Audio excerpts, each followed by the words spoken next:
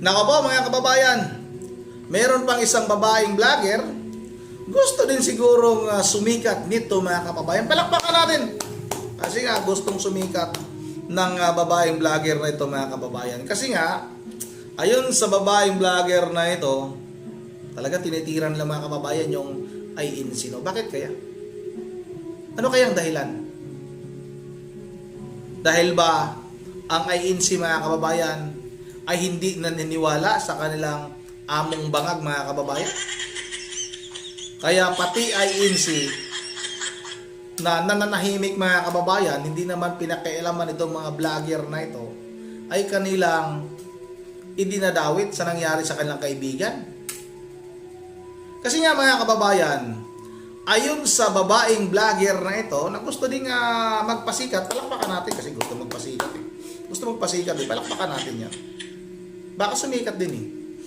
Na yung mastermind daw sa pagpaslang kay Mima Alicia ay konektado sa INC. Kasi nga doon daw nagtago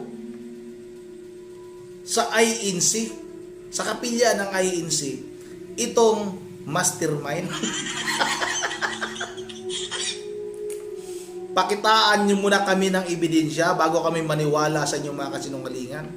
At ito pa mga kababayan, yung yung previous, yung boyfriend daw nitong si Mima Alicia, yung kasama ni Mima Alicia mga kababayan, nung binaril nga, itong si Mima Alicia ay konektado din daw sa INC.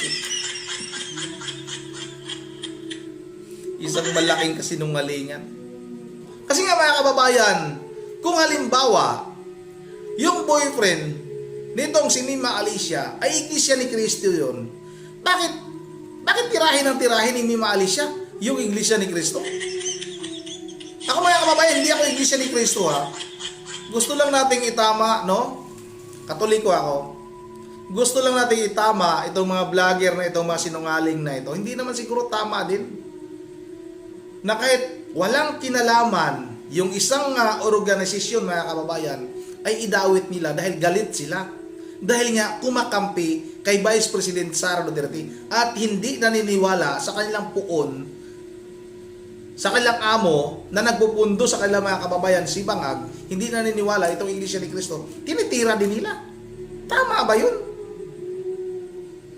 Mga hinayupak itong mga taong ito mga kababayan. O ito na.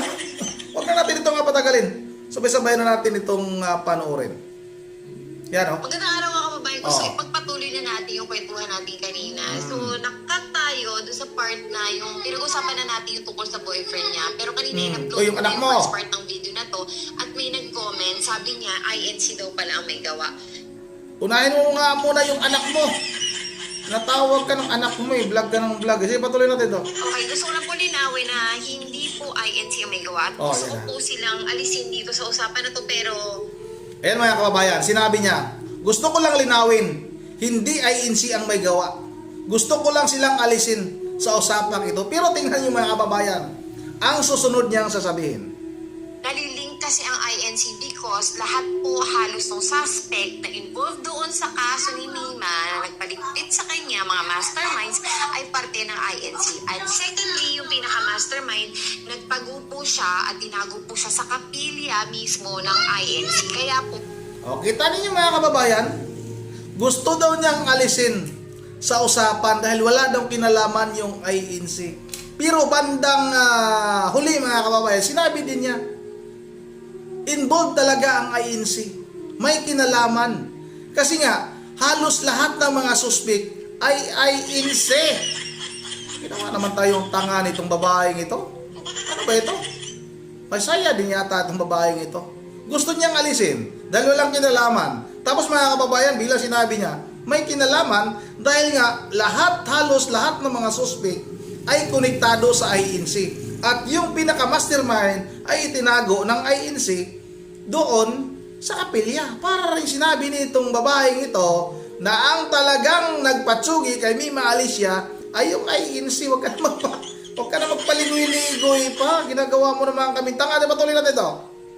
Na link dito kanilang religion, yung INC. So, kaya nabanggit. Pero ayoko silang involved sana dito as much as possible. Pero yun ang totoo eh. Ayan na. So anyway, puntahan na natin ito Anak mo. last part na pinag-usapan natin kanina, wherein yung tungkol doon sa boyfriend niya. So, si boyfriend niya, a couple of months ago pa lang niya nakikilala, mga 2 months. Ang reading ko pa nga is 1.5 month pa lang niya nakikilala at nagsama agad sila sa iisang bubong.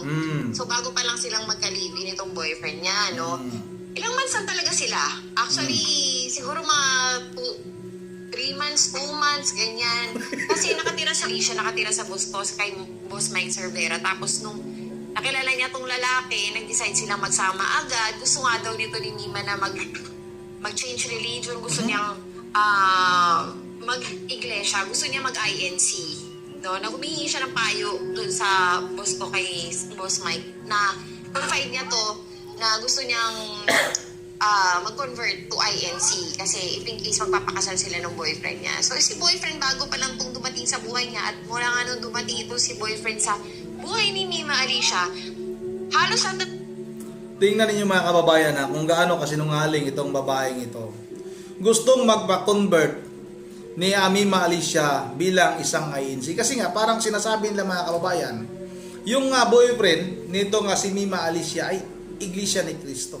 Pero nga mga kababayan, nakikita nyo naman sa mga video, sa mga vlog nitong si Mima Alicia na laging binabanata nito ang Iglesia ni Cristo.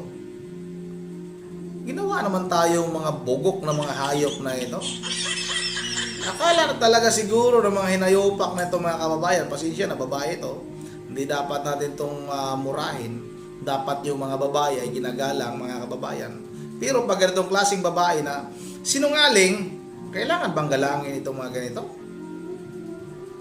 Gustong lumipat ni Mima Alicia bilang isang Iglesia ni Cristo.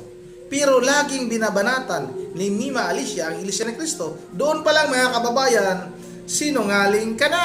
ang nakakahalubilo niya ay INC. Kaya gusto na rin niyang magpa-convert. No? So, dito sa part na boyfriend niya, ako kasi talaga ayoko sana itong sabihin. Sabihin mo na. Yun, syempre, di ba, meron tayong nararamdaman na vibrations, lalo na women's instinct, kumbaga. So, nung una pa lang na narinig ko itong story ni Nino, parang gusto ko na sabihin na hindi kaya may involvement. Paligoy-ligoy ka pa. Ayokong magsabi, no? Pero alam niyo na yun. So, ito si boyfriend na kinukulo nga si Nima to the point na hindi na nga nakakapag-contento si Nima. At sabi pa nga nila Takero tsaka nila Nyolo na parang kapag nag-contento si Nima, parang sa ngayon daw parang isang content, okay na, gano'n na Ano sa para lang ngayon? may alaos niya yung isang araw niya na meron siyang content. Hindi na daw din kagaya dati na sobrang passionate niya sa pag-vlog. No, actually nga daw si Nima daw sobrang sipag mag-vlog na inaaya pa daw niya yung mga kasamahan niya na oy topic natin to, ganyan. So, Pero nag-iba na daw talaga no, yung ihip ng hangin nung nagkasama ito si boyfriend niya at saka si Nima sa iisang bubong. So, sige.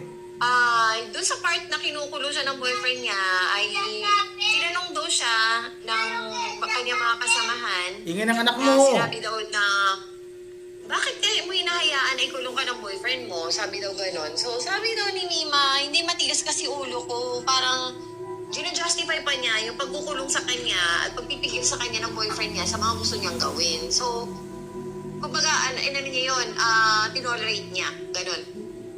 So, anyway, dumako na tayo dun sa araw Sige na. ng paggagano nila kay Nima, no?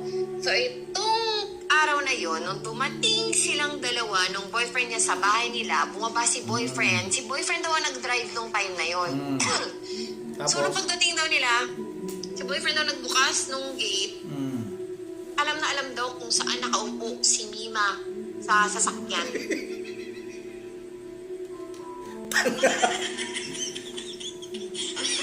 tanga itong babaeng ito. Siyempre, alam nung nakakita kung saan nakaupo itong si Mima kasi nga ang boyfriend yung nag-drive. Ibig sabihin mga kababayan, kung hindi di si Mima Alicia ang nag-drive, nasa harapan din si Mima Alicia nakaupo. Doon sa passenger seat mga kababayan, sa harapan. Ako po. talaga. Alam nga naman, doon sa compartment nakasakay si Amima Alicia. Eh nako, patuloy natin to.